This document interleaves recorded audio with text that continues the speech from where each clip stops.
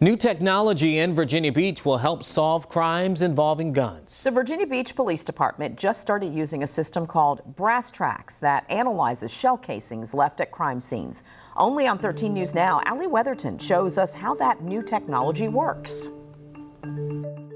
This little piece of metal is what can produce leads that help us solve cases. That's probably the coolest part to me. Shell casings left at the scene could solve the crime. We put it into a holder, which goes into a high-resolution imaging machine, which is connected to a computer, and that image then gets searched in the database. That international database is run by the Bureau of Alcohol, Tobacco, and Firearms.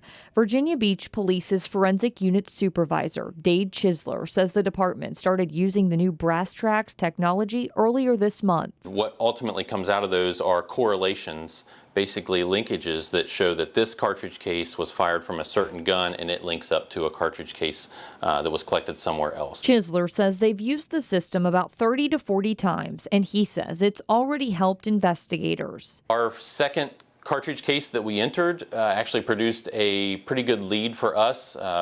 It linked a double homicide of ours to 6 other cases in Norfolk. He says this is just another tool in the toolbox to help solve violent crimes. In the past, whenever we utilized the state lab system, we would get this information back, but it was typically in preparation for court. It wasn't so much for actionable intel early in the investigation. In Virginia Beach, Allie Weatherton, 13 News Now.